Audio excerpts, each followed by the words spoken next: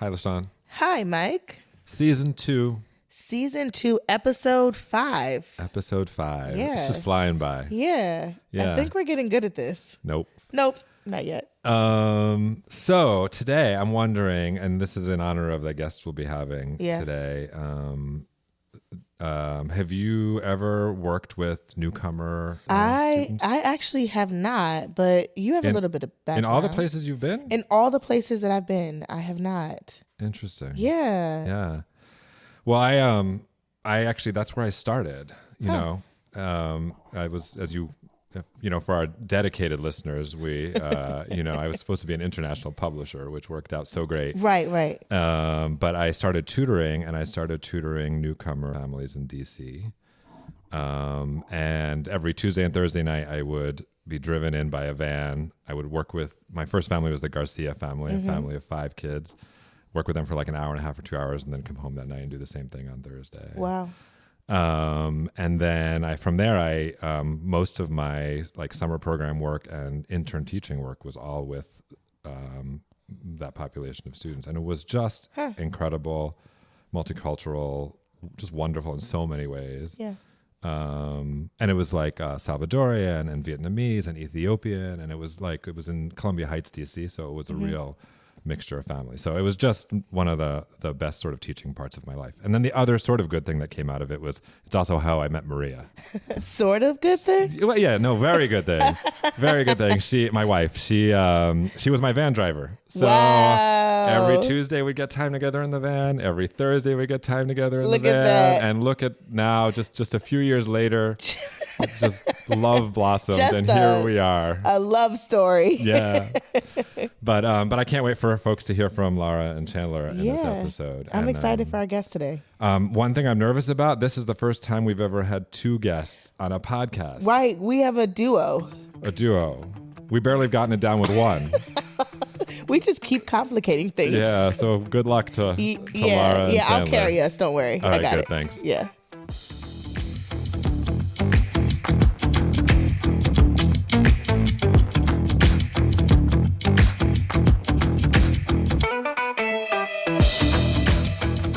Welcome to the Flipped Podcast. Or Flip Ed. However you hear it, this is a place for joy and dreaming of education. In each episode, you will hear from educators with an idea, a vision, a revolutionary thought that could flip a switch and change schools for our changed world. I'm LaShawn. I'm Mike. Welcome to Flipped. Welcome to Flip Ed.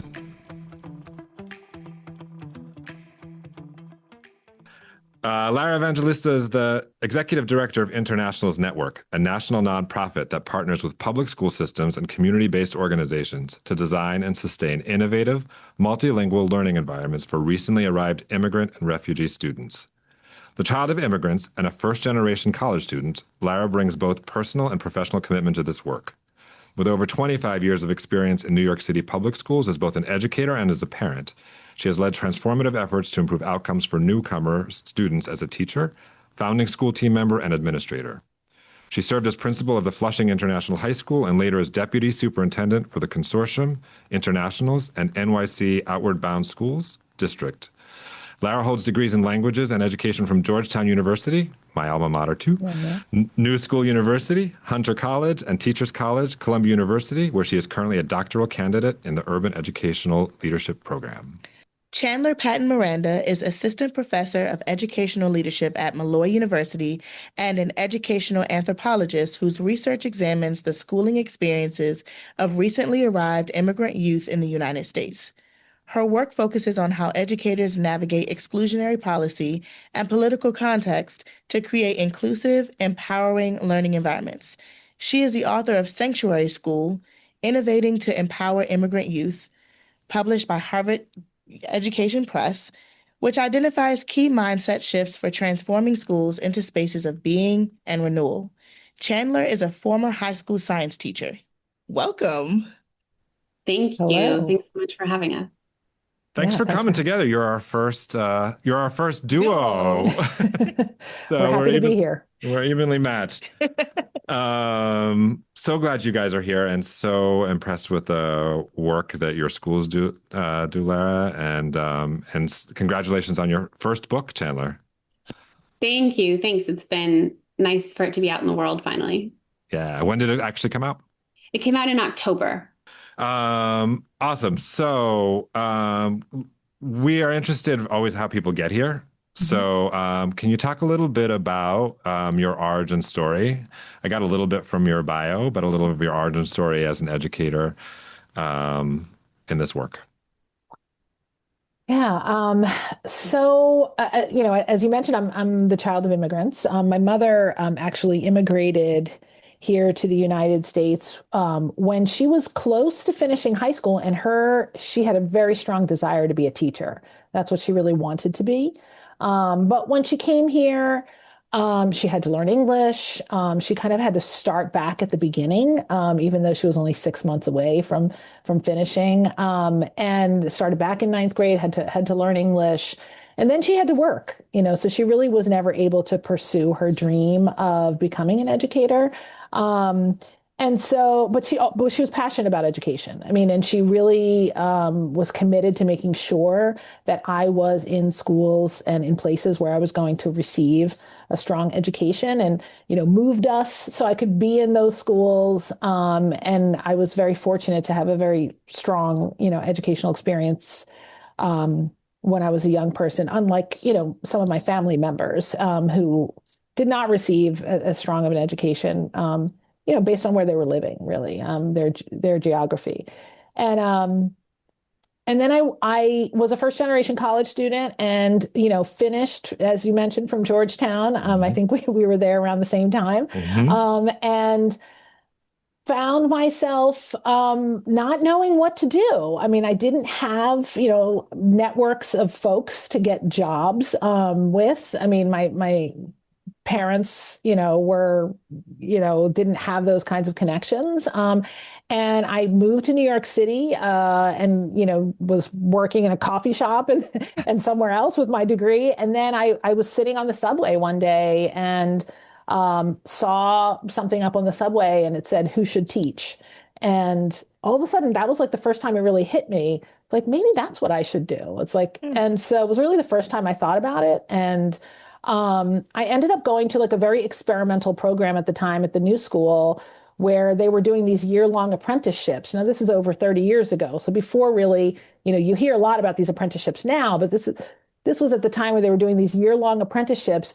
And it was a very kind of small, innovative program that was focused on progressive education and serving the students who were not being served well by traditional schools. And they actually placed us in schools that were doing good work and being more successful with those students. So places like Central Park East were some of the placements, schools like University Heights and these kind of progressive New York small schools movement in the 90s. And I ended up at the very first international school, which was International High School at LaGuardia as a student teacher for the year. And as soon as I landed there, I kind of like my whole, family history and everything was like staring me in the face. And I thought, well, this is what I was meant to do. Wow. I didn't know the subway signs actually worked. So now. Yeah. Amazing. How about you, Chandler? So I am the child of two teachers, both who are first-gen college students and the first people in their families to earn advanced degrees. And by the time I went to college, they really did not want me to go into education. I think they were really disheartened by what they'd seen in the public education system. And they were sending me away to college. I was the first one to kind of leave the state to go to school. And so I was definitely not supposed to become an educator. I was supposed to be a doctor, a business person, or a lawyer, right? Like most of us from a similar backgrounds. But I'd always worked with kids. I taught swimming in the summers. I kind of feel like I had a calling to it. So I did Teach for America in South Texas for 2 years before I was supposed to go back to medical school, but decided I wasn't done teaching and took a job in Barranquilla, Colombia, where I taught biology for 2 years, and then in Bogota, Colombia, where I taught for another 3 years. And so I was in the classroom for 7 years. I was working with populations of students who looked similar on paper. I mean, all of my students were Spanish dominant for the most part, and learning English in high school, and I was their science teacher. So I used a lot of the same strategies in both places, but their socioeconomic status and privilege and the ability to cross borders for educational purposes were quite different in these two settings. And so that's what took me back to get my PhD from NYU. I was really interested in transmigration and education.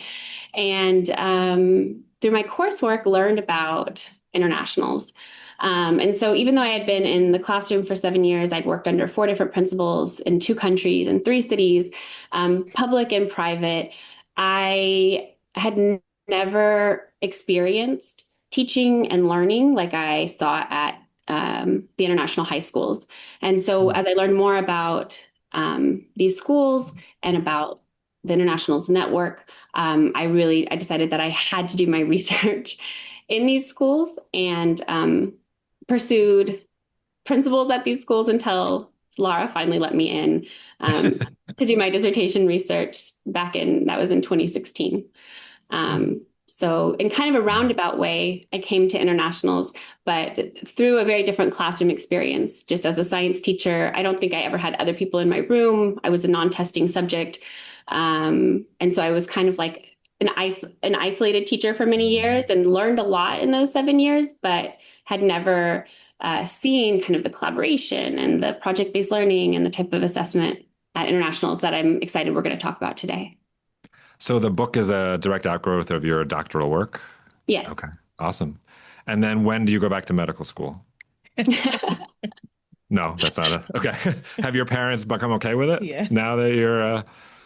Yeah. Okay. Well, you are a doctor. Yes, that's right. It's not the kind they envisioned. They weren't specific, so there you go. Exactly. So we're really excited to dive in and hear what your flip is, where we can obviously tell that your backgrounds are what sort of like led you to this work, but could you share a little bit about your flip? Yeah, so I'll start on this one, I think. I think the flip is the reason that I wrote the book, and all of the reasons that I touched on why I think internationals is a really incredible place, and doing really incredible things in schools. I think schools have the potential to make an incredible impact on children's lives, and it's been kind of my goal to find those hopeful spaces and to help teachers like the one that I was realize what these spaces can look like and feel like. And so what I write about in my book, it is not kind of steps to become a sanctuary school or check marks for being a better school for serving immigrant youth, but I really ask the reader to think about doing a self-in-school audit and consider what mindset shifts are needed to create schools in which immigrant youth are welcomed, represented, and seen as bringing knowledge and experiences that are valuable to a school community. And so when I think about the flip, in a lot of ways, I'm thinking about how we can start to question and to rethink what we call in the academy often the grammar of schooling. So really question some of the things that we take for granted in the way that we do school, especially in the United States. And question practices that often go unquestioned. For example, on-time graduation, right? Why do we have a 4-year graduation standard across the board for all students? Why aren't we thinking about that in terms of their development? And then also allow the people that are closest to the work to lead the changes that need to happen for students. So in the book, I address 4 of these mindsets and look at both individual practices and district, state, and federal level policies that could help address those shifts that I think are necessary for creating more equitable schools and creating more opportunities for immigrant youth. And then we as a network, we have these kind of like 4, what we call buckets of our essential practices that we support our schools with. One is structures and programming that are really centered on students. The second is developing an asset-based community culture. particularly I think for multilingual learners and immigrant youth, they are seen through a deficit lens, right? The idea is like, oh, you're coming in and we have to teach you English before you can do all these other things, right? How do you flip that and understand that these students are actually bringing funds of knowledge that you are building from, right? And so that's the second thing. The third thing is like staffing and ongoing staff learning, right? We forget that like we have to be investing in that this is really hard work, and we have to be investing in our educators if we want them to be investing in their students. And so we have this core principle that we call one learning model for all, which is really that like the adult learning model mirrors the student learning in our schools. And so you have to care for your educators so that they can care for the students. And all of our professional development actually is modeled in the same way that we want to see our classrooms. That's just a very kind of simple way. And then the last thing is we have like, yes, an instructional model that's focused on deeper learning, that mirrors the student, experience, that reflects kind of their knowledge as a place to start, and is collaborative and that really drives, deeper learning and thinking across students. And so we talk about those kind of four key pieces. And like Chandler was saying before, it's not like you can't just do one of those things. You got to like think about those four different pieces together if you really want to create environments where immigrant youth are going to thrive, but really all students will thrive. I'm curious, can you talk a little bit more about this idea of school as sanctuary, both for the particular students that you are serving, but just more generalized than that? Like, to me, that feels like a mindset shift or a different way of seeing school than you would see almost any place else. So can you just articulate a little bit more about this idea of your school as a sanctuary? And I think a lot of that work is rooted in protection for kids who are vulnerable. Yeah. It's been interpreted in different ways for different groups of vulnerable or marginalized kids, but that schools should be a place in which kids are safe. But the way that played out in terms of policy and practice was really rooted, I think, in our very kind of litigious society. And a lot of the procedures were rooted in protecting student data and keeping ICE off campus. And so a lot of the sanctuary policies that came about at that time were really about those ideas, right? How we can use Plyler versus Doe, which gives all students, regardless of status, access to a public education, and FERPA to protect student data as the basis for sanctuary ideas. And what I was seeing in Lara's school took sanctuary so much further than that, right? It took it so much more into daily practice at the cultural level of the school, from the first day that students arrived to keeping them in school as long as possible till their graduation day, and what that looked like. So there were absolutely elements of protectionism, but they went further than Plyler versus Doe and FERPA. They were making sure kids were welcomed with the way that they received kids, right, from the very first day, in terms of understanding their needs, understanding what that looked like in terms of not just language needs, but housing, food, family, reunification, legal needs, mental health, all of those things, keeping them in a really kind of in a cohort that looped with an interdisciplinary team to build trust and relationships over time. And then what that looked like in terms of keeping kids 4 or 5, sometimes 6 or more years until they were ready for the next phase of their life, understanding that learning a new language, a new culture, and a new country looks different for each kid depending on their background. And so,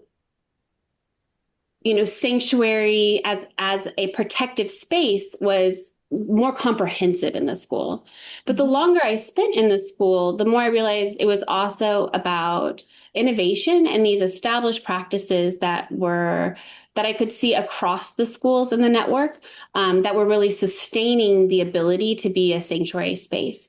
And this was rooted in how schools were designed, how teachers were hired, what development of teachers looked like, what development of leaders and the opening of new schools look like, and then an engagement at the network level with policy and advocacy.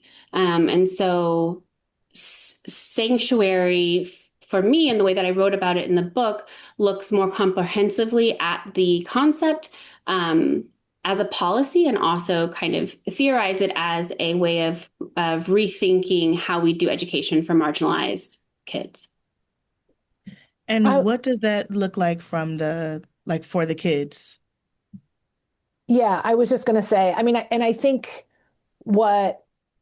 I'll say with the teachers and with the kids is like, it's also like a buffer from the noise and from things that kind of get in the way of real learning and growth and development, right? And sometimes those are like, the bureaucracy, the compliance, and all the things. We all see that, if you really want innovation, if you really want students to grow to their full potential, you got to give them space to learn, make mistakes, try hard things, and not make them feel like, their life is over if they make a mistake, and push them, right? But they have to feel safe in order to take those risks, right? They have to be in a place where they know people believe in them to take the risks. So I think sometimes you do go to immigrant students can be in spaces where they're warm and welcoming spaces, but they're not pushed, right? They're not pushed to be to their full potential. And I think that's how we really see sanctuary is like, it's like kind of it holds hands with liberation in many ways, right? It's like, it's a space where they can really grow and transform themselves and, go out into the world and know that they have us in their back. They have a whole sack of tools and skills that they've developed, and they can, thrive and reach their dreams really, Before I think we get to the sort of the last part of like, for folks who want to move towards the space of creating this idea of sanctuary or the practicality of sanctuary in their classrooms or their schools, I don't think we can not have this conversation and just ask you to talk a little bit about what it's been like at your schools and, what have you noticed? What has been the impact? Have you had to respond in even different ways than you've had to before? I mean, certainly, it's been a year. I feel like in many ways, a lot of what, our whole history has prepared us for this year. And like I said, because we've been through many ups and downs. I was a principal, during the last administration. We kind of knew what we were getting into with this election. And we continue to support students and families in every way possible in our schools, and let them know that they have a legal right to an education, and that we want to continue to create places where they have hope, and where they will thrive. And so certainly, one of the first public school students detained was from one of our schools in New York City Public Schools in May. We have seen many detentions, deportations this year, and it's not that we hadn't seen them before. We have seen that in our schools before, but certainly it's much more intense this year. So the work is hard. It's hard on our educators, but I have to say, like, when you go to our schools, there's a lot of joy, and I think. I was in one of our schools a few months ago, and we were with some visitors, and they asked one of the teachers, like, how are you all holding up? Like, this has got to be a lot for you all. And and they said, we do through this work when you're doing project-based learning. He was the theater teacher actually, and they had written this play and done this wonderful performance. And he said, our joy is our resistance, right? And so that is, I think, something that you see in a lot of our schools when you go in. And so certainly there are challenges, and but we continue to create really safe places for students so that they can feel like kids, and be students. And I think that's really important now more than ever. Yeah. I mean, I think this circles back to kind of where we started of beginning to question things that you may have taken for granted. And so I'll give you two examples that have come up on a lot of my conversations with educators and school leaders, is that idea of my English learners are emerging. My English learners are this level or that level, and my English learners need certain amounts of seat time or certain amounts of pull-out time. I mean, all of that is stuff that we have just made up. It's not necessarily rooted in that much great literature on how best to learn a new language or to learn a new country or culture. So I think if you're talking about your students and using even just that phrase, that my English learners, I mean, I've had teachers say to me, it doesn't matter if a student's been in the country for 4 days or 4 years, if they're the same level on our English language exam in New York City, they're getting the same instruction from me. And I think that's incredibly problematic, right? So as long as we keep seeing students as English learners before we see them as whole human beings who bring a whole learner self to the classroom, that's a sticking point, that's an ideological kind of wall that's going to be put up and prevent us from being able to do the work well. And I think with school leaders, it's often around compliance. And sometimes those two things go hand in hand, the L students and compliance. And while it shouldn't be incongruent, to have to choose between compliance and student well-being, it often is, especially for kids who are forgotten by the system or who have a system that is, as Lara puts it, retrofitted to them. And so if you're a school leader, you have to make your decisions based on student needs first, and then find ways of making the policy work. Right? Not vice versa, not in compliance first, kids second. And I think those are two major parts of the shifts that I talk about in my book that allow these schools to be radically different places than what you normally see for traditional programs that exist for ELs in the United States currently. When you look at kind of the newcomer model that exists in the country broadly, it serves as mostly a pre-L program. And so a lot of the programs, even though they might be culturally affirming and welcoming spaces, kids might not be earning credit. And then they are being kind of urgently pushed through to get back to general population. And then go into traditional L programs. And so not all newcomer programs are created equally. And so that idea of like, okay, we're going to keep students, we're going to cohort them for 9th and 10th grade. They're going to stay with the same team. They're not going to go class to class as individuals to earn credits, but they're going to go class to class as a group to build trust and relationships where they feel like they can take risks. These are all just like, they're super broadly different views of education and approaches to student learning. And so when you're trying to like rush kids to learn English, adjust, and then go back into these programs that are failing them across the country, like it's just it's not the same thing as holding on to them, embracing them, and keeping them until they're ready for post-secondary opportunities, right? And so I think that's one of the tensions in trying to help newcomer programs adjust, is if they can't make that switch because of the principal or because of the geographic context or, school board or whatever, it makes the work really challenging. Yeah, because a lot of people, that's the first thing they want. They're like, okay, well, so, we want you to come in to like help them learn English, and we're going to stick them in and we're like, okay. And then they're tracked in the regular school in their L classes. They don't have access to dual enrollment. They don't have classes to the internship. They're not on student council. They're often marginalized in those spaces. So why not? What are we rushing them into? What are we rushing them into? If we can create all those opportunities here where they are like, and that's what you see, like our kids are like, 3 times the amount of even like the general population taking dual enrollment classes and all kinds of, internships and career and connected learning pathways and things. And so we like build all that into the school because we know they're often the last group of students that are asked to participate in those kinds of programs in a big comprehensive school, right? Because they're like, oh, well, you don't know English yet, right? And so, so it's for a lot of times districts, they're like, oh, wait, but you're segregating students, right? And it's like, oh, is this segregation? Is it sanctuary? There's been some stuff written about that. And it's like, okay, but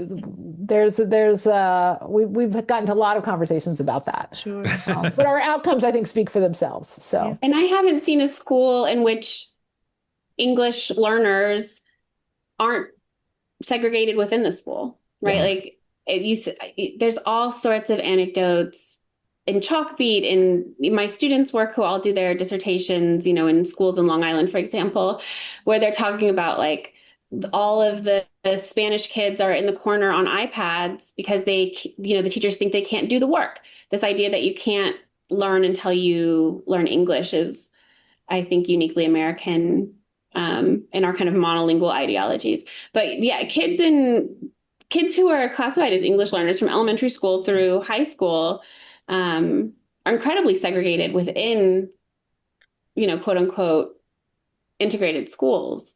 Yeah, so it's a false dichotomy that's being It's a false created. dichotomy. Right. Mm-hmm.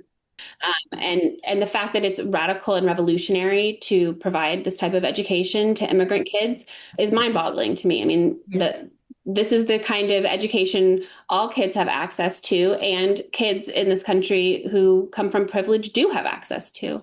And so internationals is really, leveling the playing field, if you will, to offer the kids who are probably the least likely to graduate in our country statistically, an incredible education.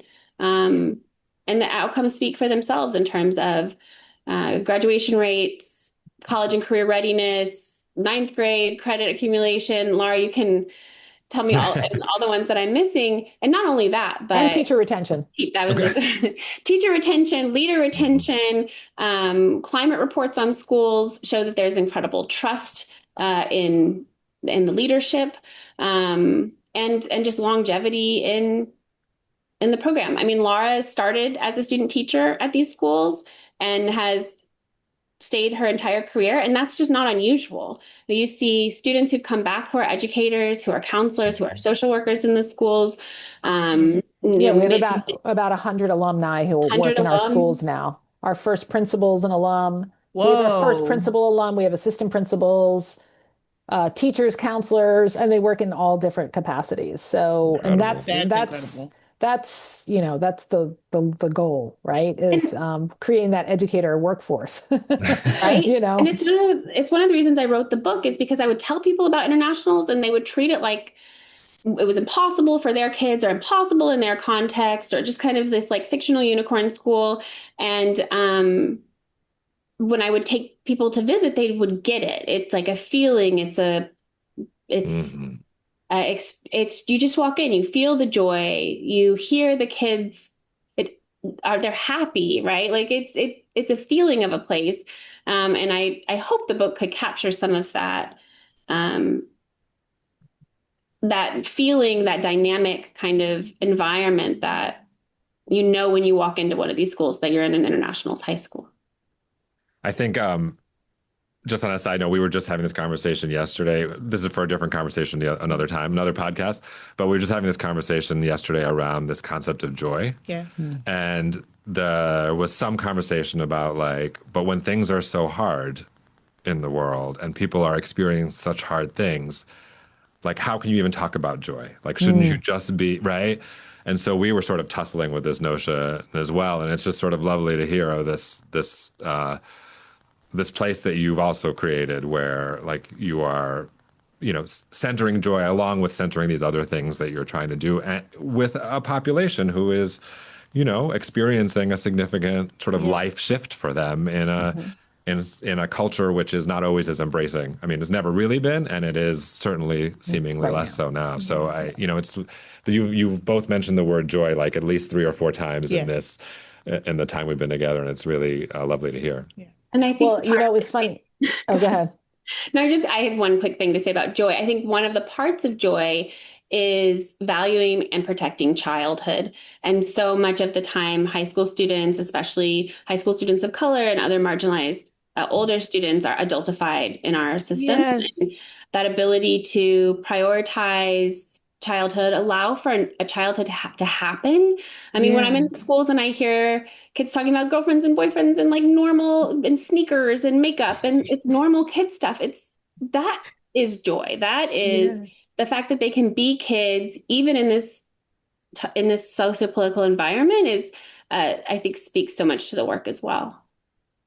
Yeah. And I've often, like, I was just saying about the joy piece, is like people have asked me, and I remember Chandler asked me this many years ago too. It's like, well, how do you keep doing this work? And like, isn't this so hard, and all of the things? And I'm like, I talk to students. Like, I'm like, they are like, that is where the joy is. Like, and I'm like, when I'm feeling like all the things and looking at the notifications, like I go to one of our schools, and it used to be when I was a principal, I think what I said to her, I was like, I just like walk up and down the hallway and talk to kids. Like that's, and for now it's like I go visit a school and I feel like, oh, okay, all is right. We're going to be okay. Right. Yeah. So, Same. I go to PBATs, performance-based assessment tasks, as they always have outside evaluators, and I've gotten on a couple of school lists now, and they're like, can you come, we're short-staffed or need an extra, and I'm like, yes, I'm there, because it's not even, it's not even research anymore. It's just like fills my cup and reminds me why these places are so special and how important the work that these educators are doing is. Yeah. Just a little thing. Earlier today, I walked past three, they were probably like maybe 16-year-old kids, and they were pretending to be wizards. And it was the funniest thing.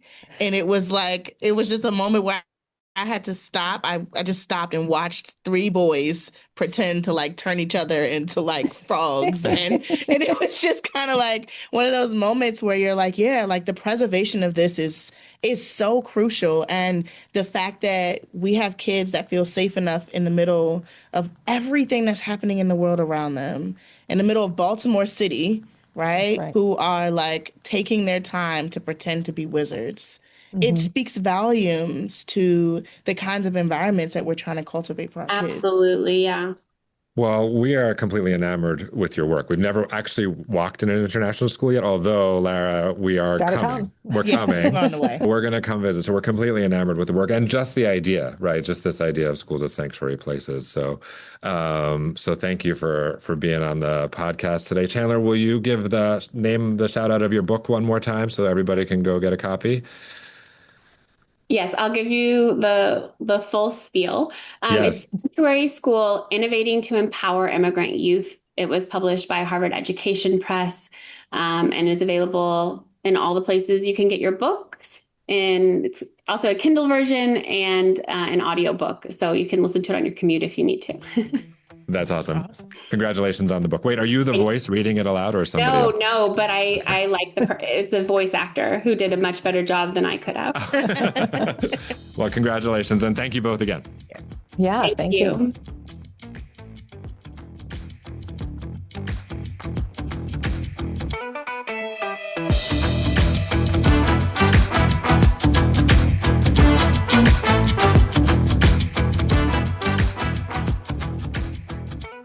All right, LaShawn. So what are your takeaways from our time? Wow, that was really incredible. I'm like leaving inspired. There are so many things that, we could pull out from such rich dialogue. One of the things that is still sort of like spiraling around in my mind is this idea that was mentioned around the grammar of school and just the like structure and the rigidity that we approach some of these things. Like the idea of, having to finish high school in 4 years. Like it's something that is known universally about the way high schools are designed, but like what if it wasn't? And why does it have to be? And why does it have to be, right? I think like those are sort of the things that stick out when we're thinking about creating spaces that are truly centered around the kids in front of us. Like if we were really thinking intentionally about their needs, there could be a population of kids that didn't need to graduate in 4 years or needed some other kinds of structures that would then lend itself to this level of safety that we're trying to create anyway. And likely if you change those structures, it would actually benefit not only those children, but many others as well. Exactly, yeah. Yeah. How about you? What are you taking away? I think it's probably the central theme, so it's pretty obvious, but I really love this idea of the sanctuary, the school as sanctuary. Yeah. And especially as we're thinking about like a lot of this, our work is supposed to be connecting kids to the world and connecting kids to what's really happening. And that's important for sure. And, a lot of the things in the world right now are disturbing and scary to children, right? So there is also something really powerful about how do you do that, but how do you also create a really safe space protecting kids from that world for a while so that they can be children and they can grow and they can develop and still make sense of the world. Yeah. But just really building that protective place just makes me do a lot of reflection and thinking about our own work and how we can do that even more. Yeah, and then in somewhere in that, like intentionally building in the opportunities for them to experience joy. Right. Right? Yes. Yeah. Right? I mean, the world is hard enough as it is. It's hard enough. It doesn't lend itself naturally to joy in many places. Yeah. And so we have to create that, Exactly. right? Yeah. So, yeah. Yeah. Anything else? Yeah, I mean, I there's so many, but I also would love to see what that subway sign that said "Who should teach" looks like. The one that made Lara become a teacher? Yeah. Like, I wonder when they created it, like who were they targeting? Like, Yeah. Well, she raised her hand and it worked out really well. that did work out well for her. Yeah. Yeah. I'm not sure if that would have worked for me. Probably not. Yeah. But I'm glad it worked for her. Yeah. That was cool.